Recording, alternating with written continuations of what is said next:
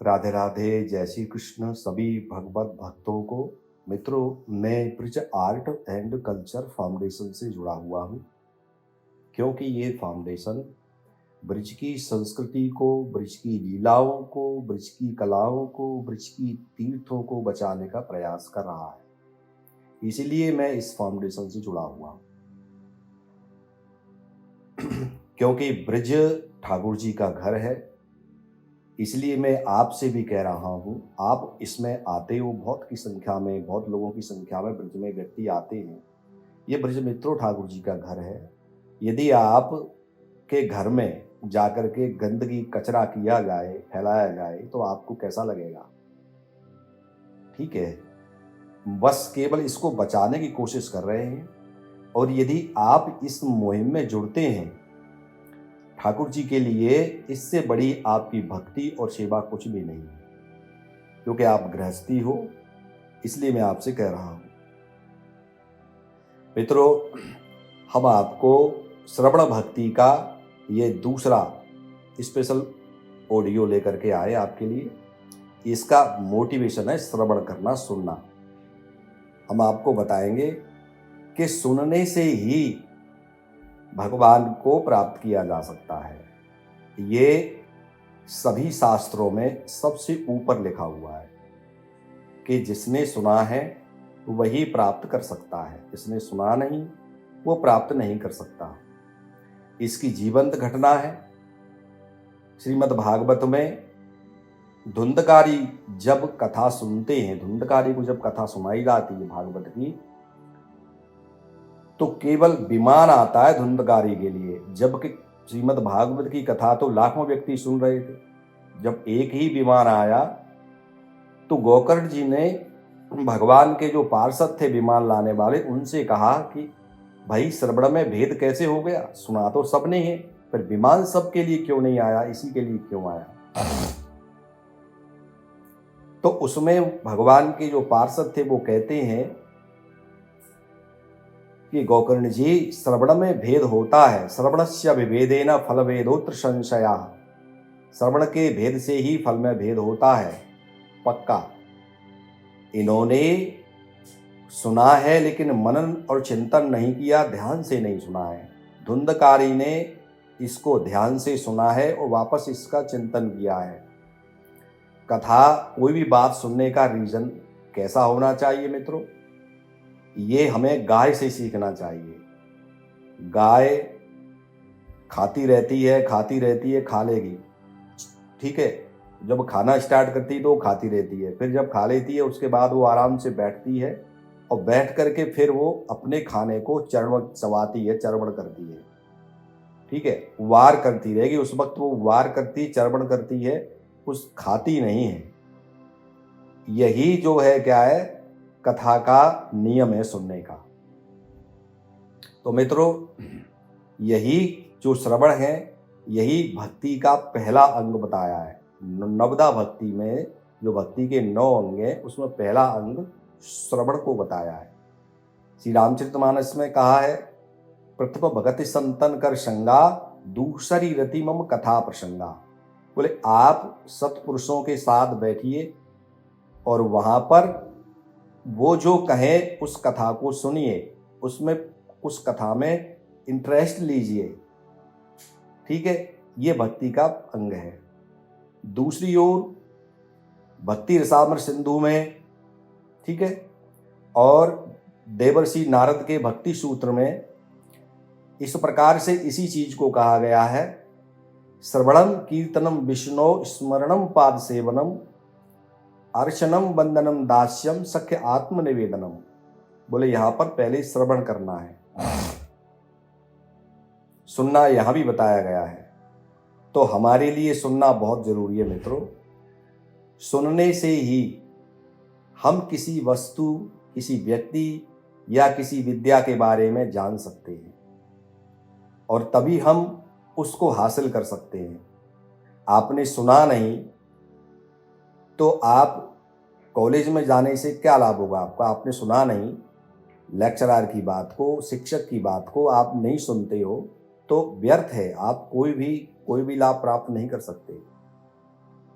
यदि आप अपने माता पिता की बात नहीं सुनते हो तो क्या आप माता पिता से अपेक्षा रखोगे कि ये प्रेम करें?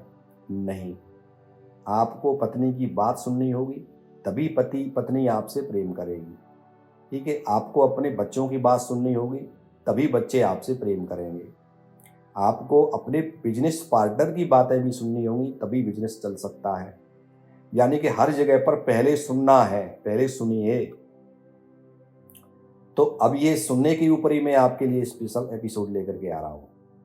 जब तक हम सुनेंगे नहीं, समझेंगे नहीं, और जब तक हम समझेंगे नहीं तो फिर उसका कोई मतलब नहीं, कोई महत्व नहीं है उस शब्द का।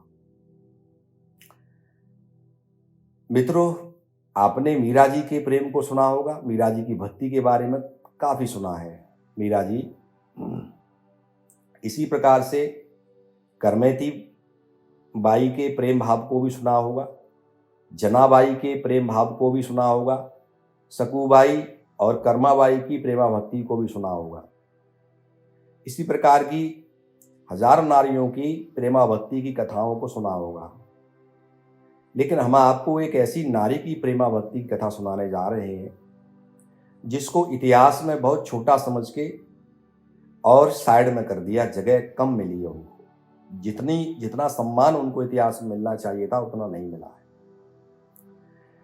जबकि उस नारी ने श्री कृष्ण की प्रेमा भक्ति को प्राप्त करने के लिए सबसे अधिक दुख उठाया है, सबसे अधिक पीड़ा सही है, सबसे अधिक लोगों की घृणा को और नफरत को झेला है। मित्रों, उस नारी ने ब्रज में स्थायी निवास पाने के लिए कैसे कैसे कठिन परिश्रम किए हैं ये भी आप सुनोगे। हम आपको ये जो सुनाने जा रहे हैं वो गारचंद नाहटा जी की पुस्तक बीबी बंदी का झगड़ा और इतिहास की बुक कायम खां रासो तथा गोस्वामी गोकुलनाथ जी की बुक है भाव सिंधु, इनके आधार पर सुनाने जा रहे हैं। ये कथा है 1600 शताब्दी के आसपास की, जब अकबर का शासन था और भारत में उस समय पर मुगलों का पूर्ण रूप से बोलबाला था। उस समय हिंदुओं के मंदिरों की और हिंदू धर्म की हालत सबसे निचले स्तर पर थी, खराब थी। उसी समय पंजाब में एक बहुत ही खूबसूरत बच्ची ने जन्म लिया, उसका नाम था ताज बीबी। ताज का निकाह मित्रों बादशाह अकबर के साथ हुआ। निकाह के बाद इस्लाम में हर एक महिला को कुरान पढ़ना जरूरी होता है। इसीलिए निकाह के बाद ताज बीबी ने धीरे धीरे कुरान को पढ़ना आरंभ किया। कुरान पढ़ने के बाद में ताज को कुछ ऐसा लगा उसमें जिससे कि उनको अधिक उसमें इंटरेस्ट नहीं मिला। तब वो अपने खाली समय में बीरबल की बेटी शोभावती के साथ और जयमल की बेटी लीलावती के साथ बिताने लगी ज़्यादा समय में। बीरबल अकबर के मंत्री बताए गए हैं और जयमल भी उनके मंत्री थे, ये दोनों ही। इन्हीं की बेटियां थीं। बीरबल की बेटी थी शोभावती और जयमल की बेटी थी लीलावती। ताज इनके साथ समय बिताने लगी। बीरबल और जयमल दोनों ही गोसाई जी विठलनाथ जी के पास में सत्संग सुनने जाया करते थे। ये उनके शिष्य थे। गोसाई जी में इनकी बहुत अच्छी श्रद्धा थी। बादशाह अकबर की भी गोसाई जी में बहुत अधिक श्रद्धा थी। कभी ब्रजधाम गोवर्धन में गोसाई विठलनाथ जी के पास ये जब जाते थे तो उस समय लीलावती और शोभावती भी जाया करती थी। लीलावती शोभावती जो कथाएं ब्रजधाम में गोसाई विठलनाथ जी के श्रीमुख से सुनती थी, उन्हीं कथाओं को वे ताज बीबी को सुनाने लगी।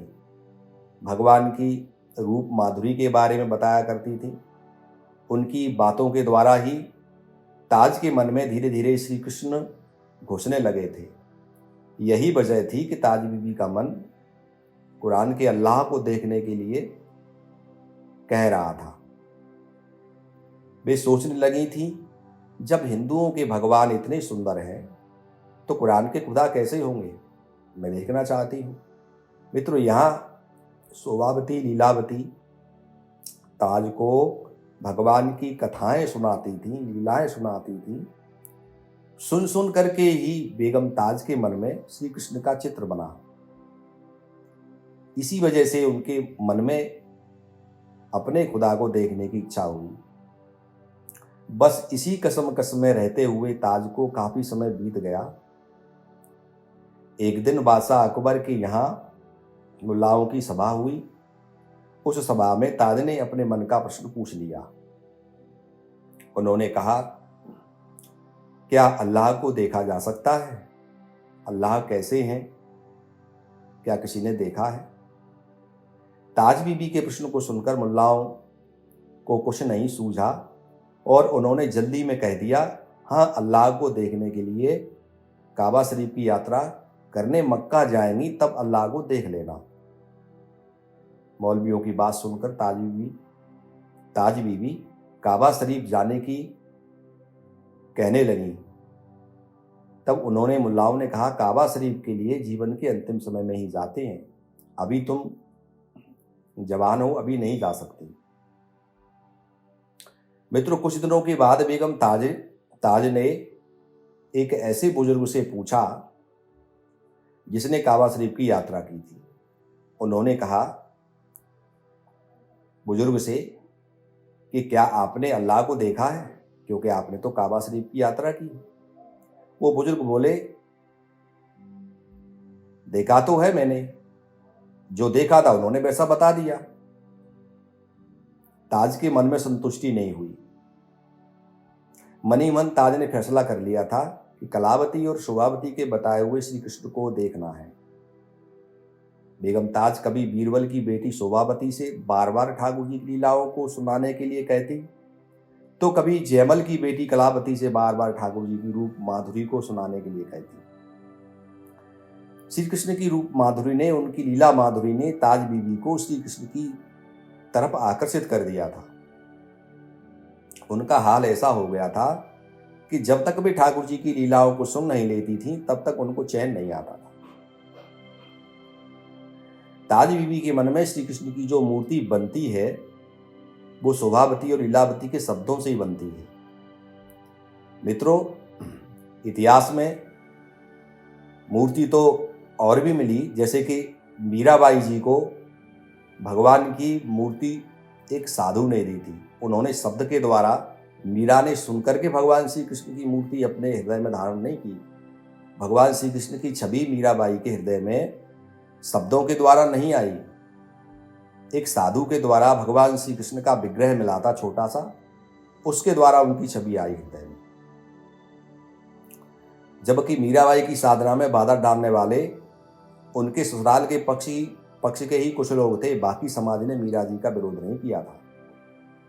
मगर बेगम ताज के सामने तो उसकी साधना में बाधा डालने वाले उसके ही ससुराल पक्ष के बहुत से लोग थे। बाकी समाज के लोगों की तो एक भीड़ ही खड़ी थी। मीराबाई की साधना में जो विरोधी थे, विरोध कर रहे थे, वह उनके ही रिलीजन के लोग थे, उनके ही धर्म के, उनके ही रिश्तेदार थे। दूसरे धर्म का तो एक भी व्यक्ति नहीं था। जबकि बेगम ताज के सामने तो उनके ही धर्म के लोगों की भीड़ खड़ी थी, उससे ज्यादा दूसरे धर्म के लोगों की भीड़ खड़ी थी। ताज के लिए तो हर एक कदम पर बाधाओं की, विरोधियों की भीड़ लगी थी। वैसे भी आप सोचोगे मित्रों, तो स्त्रियों के लिए श्री कृष्ण की प्रेमा भक्ति आसान नहीं थी। आज भी व्यक्ति कटाक्ष कर देता है कि देखो रासलीला बरसा रहा है। यदि कोई बच्ची ठाकुर जी की तरफ आकर्षित होती है तो उसके बारे में अच्छा नहीं समझते। इसलिए मीराबाई ने इसका उपाय हल, उनके सामने ये परेशानी आई थी, लेकिन उस वक्त मीराबाई जी ने इनका हल बता दिया था। उन्होंने एक अपना पद गाया था, स्टार्टिंग में बोला था उनसे, बरजी मैं काहू की नाही रहूं।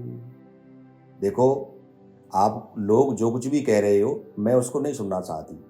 मुझे हरि नाम जपना है, हरि नाम हरि को प्राप्त करना है। तुम कितनी भी जबरदस्ती कर लो, मैं करूंगी, मैं नहीं मानूंगी। साधु संगति करी हरि सुख ले, जगसु में दूरी रहूं।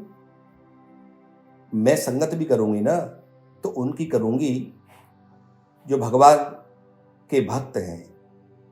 मुझे संसार से कोई लेना देना नहीं है। आप यदि सोच रहे हो कि मैं संसार में फंसूंगी, गलत सोच रहे हो।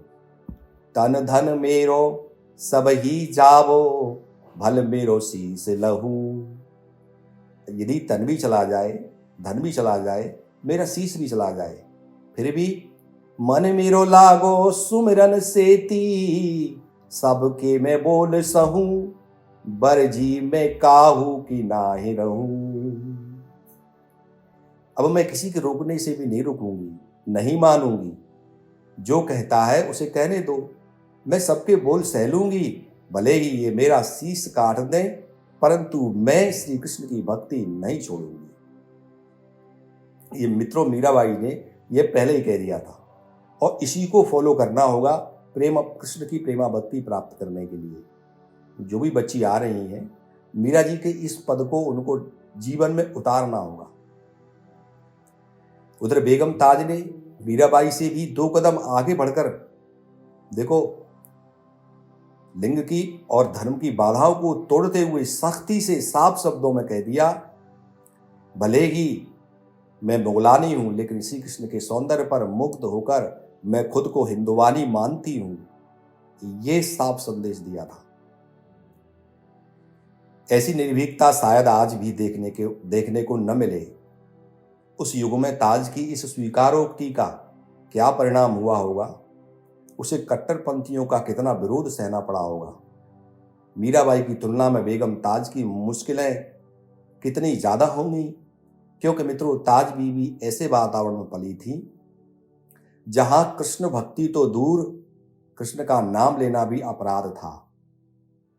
तब ये बात तो स्पष्ट है कि ताज बीबी को कृष्ण के बारे में कुछ भी नहीं पता था। उनको तो जो कुछ भी पता था वो बीरबल की बेटी और जयमल की बेटी के शब्दों के द्वारा ही पता था। ताज बीबी ने उन दोनों से श्री कृष्ण की कथाओं को सुन सुनकर ही अपने मन में श्री कृष्ण को देखने की ठानी थी। मित्रों, ऐसा केवल ताज के साथ ही नहीं हुआ था। भगवान को प्राप्त करने के लिए पहली सीढ़ी ही श्रवण करना है, हम आपसे बता चुके हैं।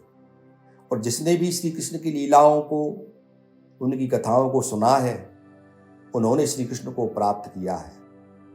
बिना सुने किसी को भी राम और कृष्ण शिव कोई नहीं मिला है, क्योंकि जाने बिनु न होई प्रतीति और बिनु प्रतीत होई नहीं प्रीति। जब तक आप सुनोगे नहीं, आप उनके बारे में जानोगे नहीं, तब तक आपको उनसे प्रेम नहीं हो सकता।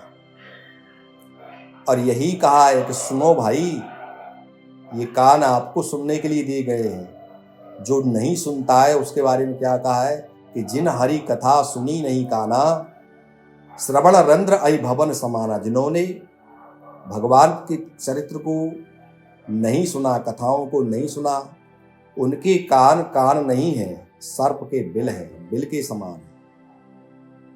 तो मित्रों, भगवान की तरफ जाने की पहली सीढ़ी है सुनना। जब बेगम ताज ने शोभावती के मुख से और लीलावती के मुख से श्री कृष्ण कथा को सुना, तो श्री कृष्ण ने ताज को आकर्षित कर लिया, क्योंकि कर्षयति इति ते कृष्ण, आकर्षयति ते कृष्ण, अर्थात जो अपनी ओर आकर्षित कर लेते हैं वही श्री कृष्ण हैं। श्री कृष्ण अपने आप स्वतः ही आकर्षित कर लेते हैं। उनके दिल में घुसकर उसे अपनी ओर खींच लेते हैं, उसे पकड़ लेते हैं।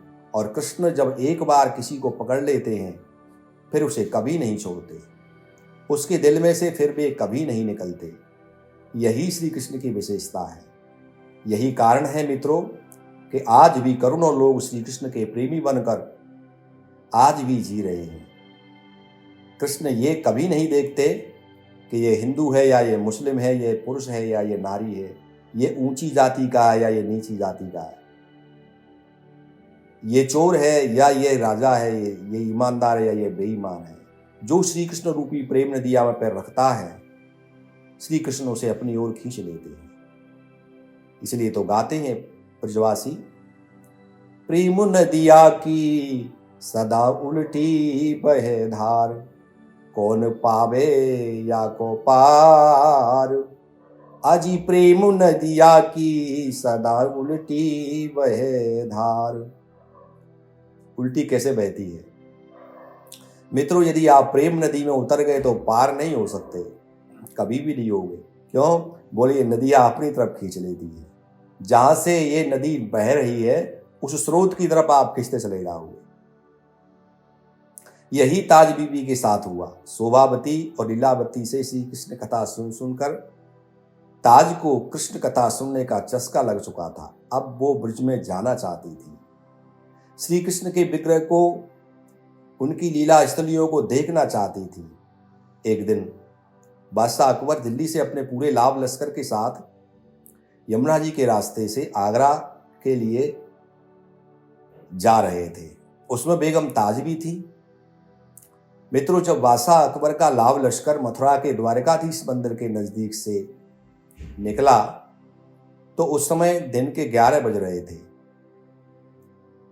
11 बजे राजभोग का घंटा बजाया जा रहा था। घंटी की आवाज सुनकर बेगम ताज ने अपने दीवान से पूछा, दीवान ये क्या हो रहा है? ये आवाज कैसी है? कहां से आ रही है ये? दीवान अनवने ढंग से बोला, बेगम हुजूर, यहां छोटे लोगों का खुदा रहता है, काफिरों का खुदा रहता है। उसके खाने का समय हो गया है, इसलिए उसे बुलाया जा रहा है। दीवान ने सोचा कि बेगम हुजूर इस उत्तर से संतुष्ट हो जाएंगी और आगे चलने के लिए कह देंगी, लेकिन ऐसा हुआ नहीं। उत्तर सुनते ही ताज के दिल पर तो श्री कृष्ण का जादू चलना प्रारंभ हो गया। ताज नाव से उतरी और कदम स्वयं ही मंदिर की ओर खींचते चले गए। ताज की वेशभूषा को देखकर मंदिर के पंडों को समझते देर नहीं लगी कि ये मुस्लिम धर्म से है।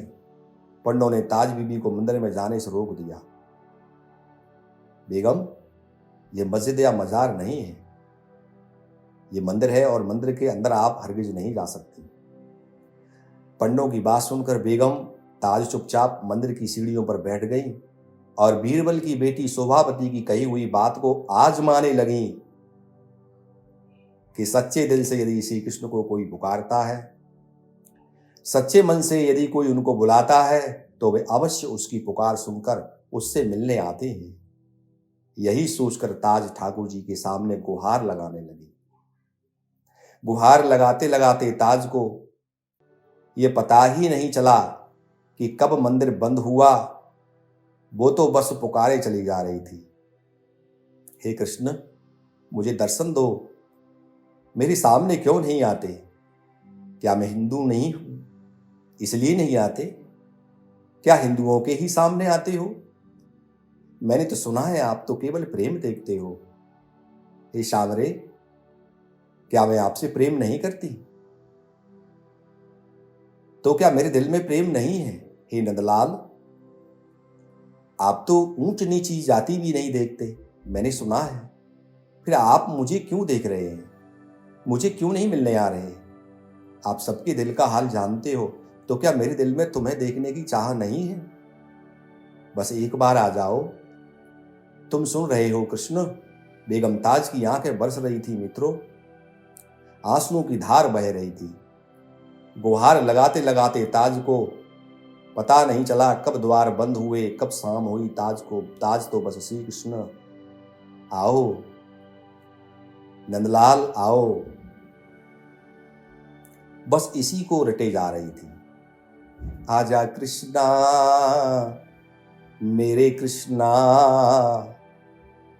आजा कृष्णा मेरे कृष्णा, मैं तेरी बात निहारूं कृष्णा। तू ही है यहाँ, तू ही है वहाँ, तू ही है यहाँ, तू ही है वहाँ, मैं जहाँ देखूं दिखे तू वहाँ।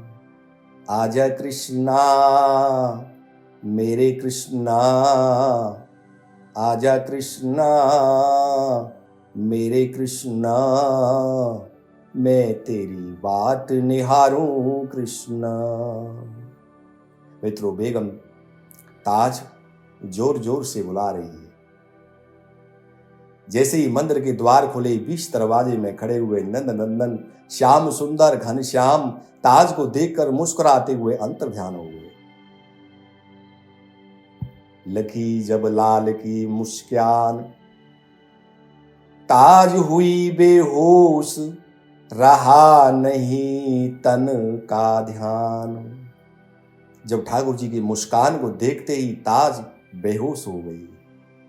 जैसे ही आनंद कंद नंदन प्यारे श्याम सुंदर की दिव्य झांकी ताज ने देखी, बेगम ताज श्री कृष्ण की पुजारिन बन गई।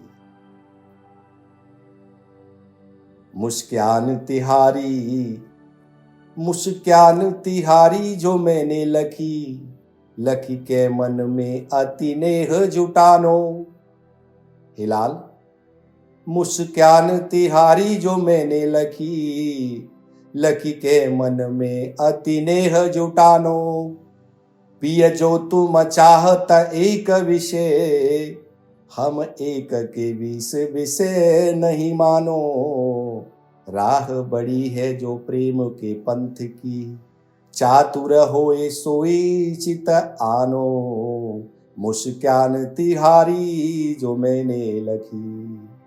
अब ताज को प्यारे श्याम सुंदर से इश्क हो गया था। ताज अपने प्यारे श्री कृष्ण की सुदिव्य सुंदर छवि को हृदय में रखकर वापस दिल्ली लौट आई। लेकिन अब ताज तो गोसाई विठ्ठलनाथ जी के दर्शनों की लालसा लेकर बार बार रोती है। ताज बीरबल की बेटी शोभावती को स्वयं बुलाती है और ब्रज की लीला कथाओं के बारे में, ब्रजधाम गोवर्धन के बारे में और गोसाई विठ्ठलनाथ जी के बारे में अधिक से अधिक सुनने लगे।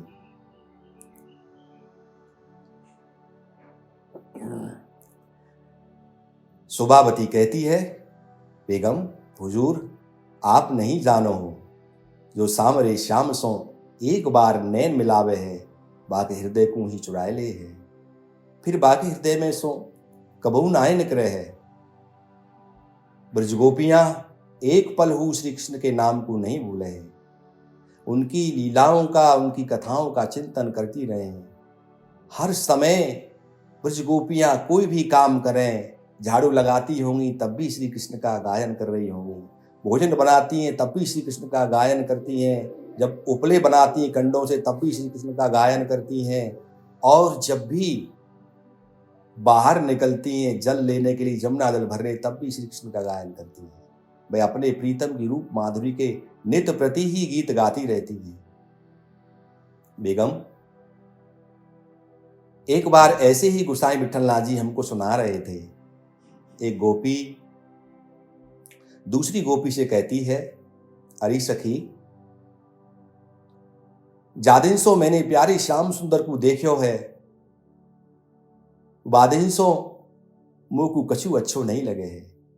चुरायो सखी बरजोरी चित मोर, ऐसो ढीठ देत फिर नाही, सुनत नने कुने होर। चुरायो सखी बरजोरी चित मोर। मैंने जाति सुनंद लाल को देखो है, बाद सु मेरो मन घर के काम काज में लगे ही नहीं है।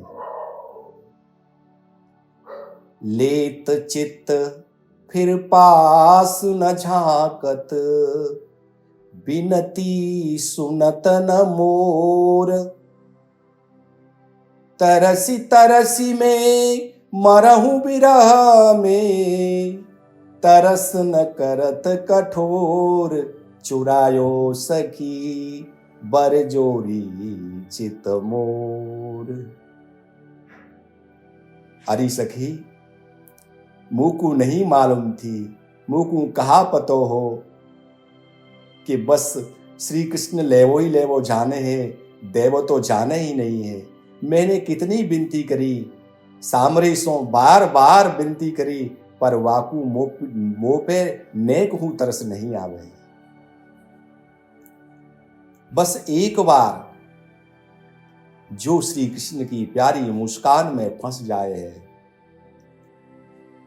बाकू निकरबे के ताई कोई भी राह नहीं है।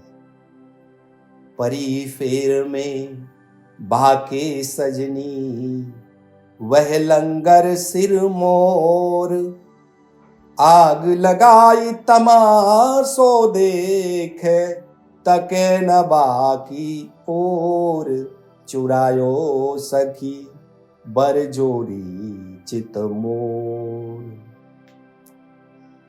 अरे सखी, वह सामरे के फेर में जो कोई गोपी पर गई ना,